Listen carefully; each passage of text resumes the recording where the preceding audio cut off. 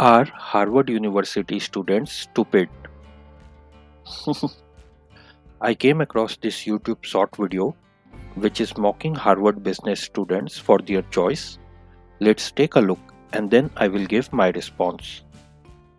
Harvard Business School asked their students when they were graduating, what would you rather have when you graduate for a salary? Scenario A, and all dollars are constant. Scenario A is you make $160,000 upon graduation, and the rest of the students in the cohort, on average, get $150,000. Scenario B is you make $200,000, and the rest of the students, on average, get $220,000. What do you think they chose? 87% chose A. Now, you would think these are some of the smartest kids in the world, right? You would think that they're brilliant, they're going to Harvard Business School, they learned about money, and yet they chose the lesser economics. Because they're more focused on having versus having not. They're more focused in terms of your win is my loss and vice versa. So my response is, maybe they thought that it was a trick question because choosing 200k over 160k is too easy. So what came to their mind to choose 160k over 200k? Perhaps they thought that it was a trick question, that in isolation, if that class is the whole society, having $160,000 when all others have on an average $150,000 would give them higher buying power compared to when you have $200,000 but everybody else have $220,000 on average, as $200,000 would have lower buying power when everybody else have $220,000 to spend. This can happen when you are used to the grind in the educational institutes. If you are used to being tricked by questions, you become skeptical of every question, creating doubts in your mind, and then when you are presented with a simple question without being specifically told that it's a simple question, you can go into higher order thinking and lose light in plain sight. Those business students should have been so focused on comparable attributes of money, which they learned in their economics class, that they didn't notice it was a simple question. A lot of people in the comment section were mocking these students, but some of the senior comments I saw there were, this guy commented, wealth is a relative concept, not absolute, because we compete for resources. This other guy said, the issue is there's implied inflation in the question, which they probably considered. This guy said, it's about how they rank purchasing power over competition, not the amount. The top part of Maslow's pyramid explains that it's actually a lot more rational than most people would think. SR3821 guy, so this guy replied to his comment saying, being rich is not about the absolute number, it is about the relative number. If you have more than most others, you are rich. Our grandparents made less dollars than us, but they could afford cars, nice house, good education with one income source, while we are barely able to pay mortgage even with double income. This deterministic software guy said, these students are right, money is just a number. What matters if you have more than others, your buying power is bigger.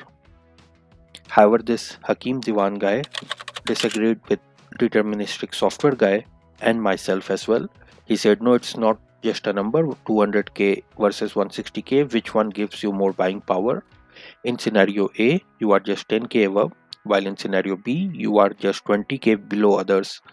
But between A and B, there is a difference of 40k in your salary. You left 40k because you wanted to be 10k ahead instead of 20k below. So the difference between these two guys is, this deterministic software guy is assuming that class to be the entire society.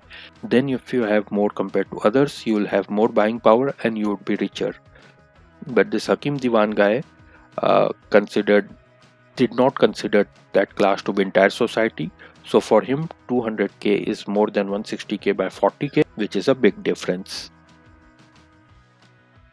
So for him, that class was just a class, and there was a society outside of that class as well.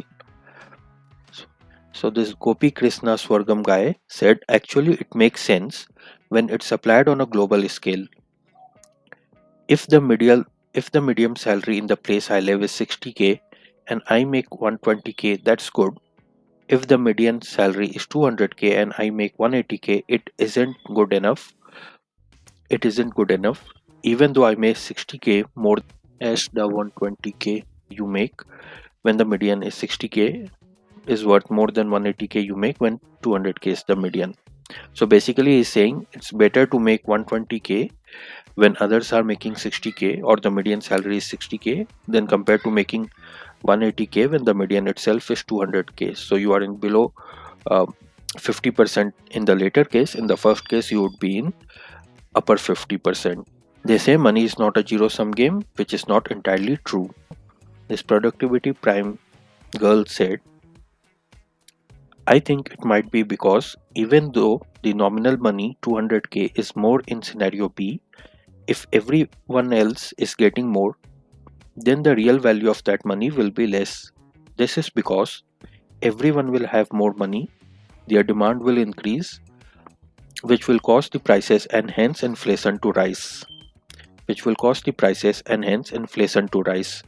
So if the real value of that 200k would be less, and it might turn out that if enough people are there getting more than them at 200k, the real value of 160k in scenario A might be of more value, may have higher purchasing power. And this guy said, what I got from this is that they are actually smart. It doesn't matter how much you are being paid if you are being underpaid when everyone else pay is inflated. You are gonna have to pay society's inflation prices due to excess of money and less of supply, so you are not gonna be able to get the stuff necessary compared to others. Obviously, I am talking from the perspective that the whole cohort is in this case the whole society, but you get the gist. So, this is my point as well.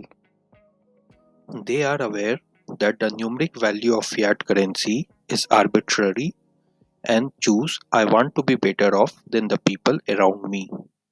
More telling is that the survey excluded an option of I want myself and my peers to be equally prosperous. Now, I don't agree with this last line. There is no such thing as equal prosperity. There will always be rich and poor people. Thank God, not everyone is stupid in our world. So that's all for this video. What is your opinion? Let me know in the comments. So until next time, see ya.